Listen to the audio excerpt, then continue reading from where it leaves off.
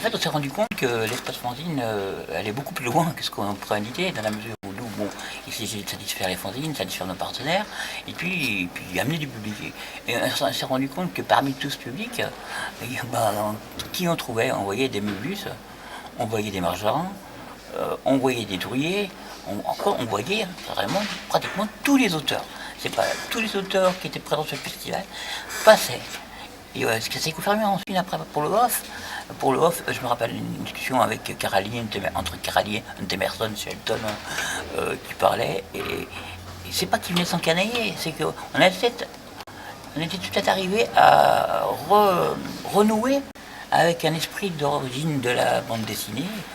Ils sont des gens, ils sont pas tous comme ça, mais qui puisent aussi leur inspiration dans la rencontre avec les autres, qui sont pas toujours forcément, qui considèrent eux, en toute modestie eux-mêmes, pas comme des artistes avec une grande art.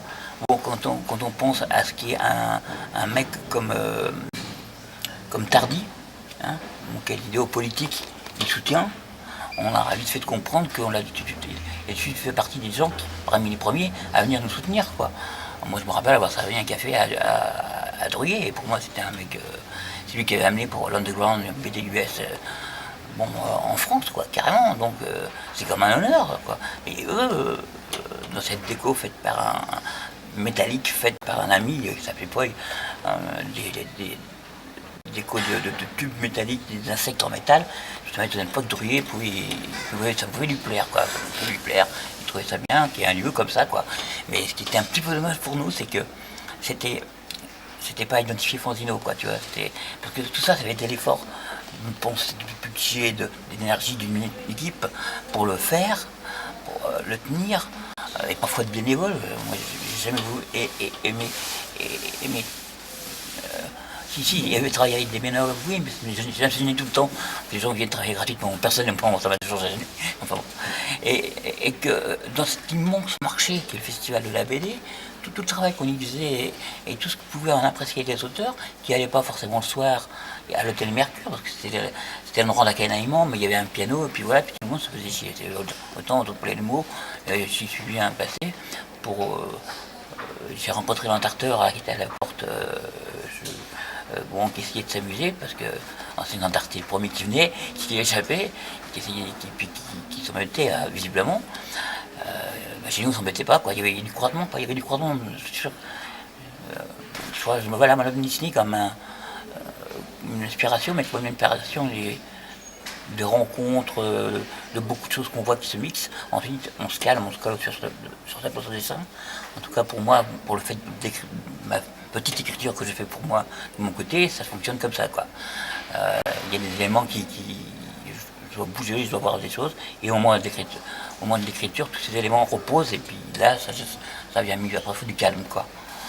Alors peut-être que ça correspondait bien à ce qui est l'acte d'écriture en bande dessinée, j'en sais rien. Pourquoi pas. En tout cas, oui, puis c'était pour nous un plaisir, quoi. Cette effectivement, dans Margerin, on filait le zine des zines, enfin, j'espère lui filer, j'étais super content. Lui, c'était un fan de Margerin, c'est évident, quoi. Voilà, quoi, il y a tout ça. Et tous les souvenirs de ces gens qui participent en 20 ans, là, dont certains vont revenir, ça sera tout ça, quoi. Et les souvenirs de ce type-là, c'est, comment dire, ça n'a pas de prix. Ça n'a pas de prix. Quand c'est des souvenirs plutôt négatifs, bon, évidemment, mais là, d'avoir pu être l'élément, le point nodal de rencontre, le catalyseur de tout ça, ça a été aussi, avec le fait de rencontrer les auteurs, une de mes plus grandes, moi personnellement, pour mes 2 mois, hein, satisfaction, voilà. Carrément. Non, pour moi aussi.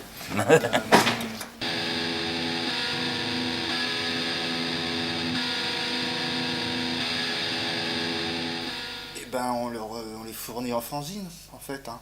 On travaille avec eux. Un réseau de lecture publique, quoi. Parce que bon, ils ont reconnu maintenant que ça existait, le fanzine.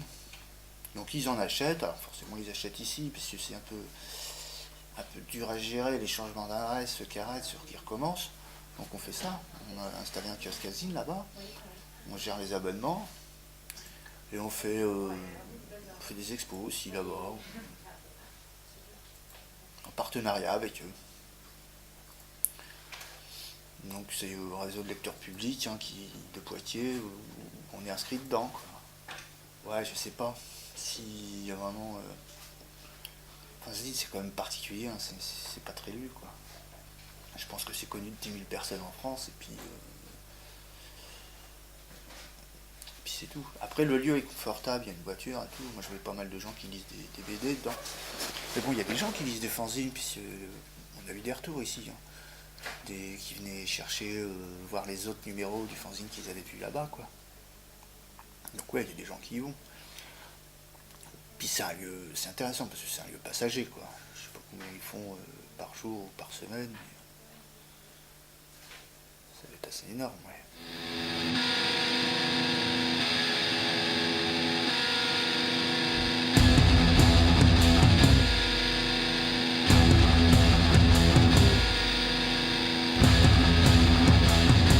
Donc on se trouve au kiosque Asine, je le dis lentement parce que faut comprendre que le kiosque à fanzine, c'est un kiosque à fanzine de la médiathèque de Poitiers.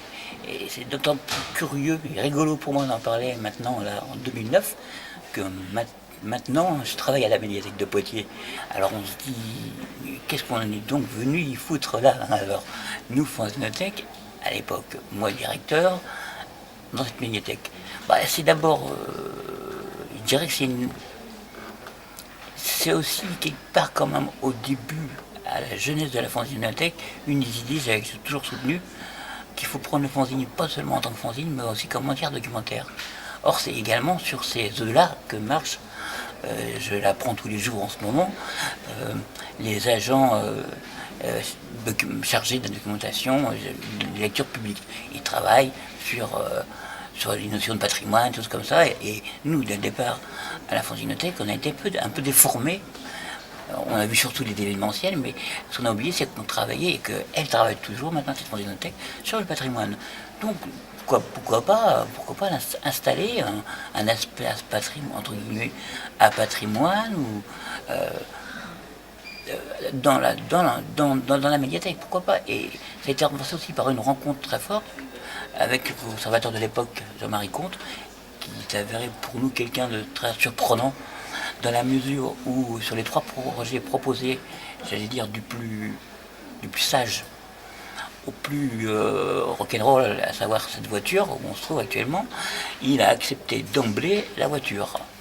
Alors qu'on était prêts, nous, à nous auto-censurer, et c'est lui qui, paradoxalement, nous a dit oui, oui, moi, la voiture, ça m'intéresse. Pourquoi ces voitures? C'est pas seulement une voiture, c'est aussi une case en BD en 3D plutôt, pour évoquer une partie du fanzine à BD, ça c'est sûr, avec l'idée aussi que peut-être le pouvoir d'attractivité de cet espace-là pouvait attirer les gens vers des fanzines. Il s'avérait que par la suite, il y a toute une histoire de ça, on parlera dans 20 ans, on verra.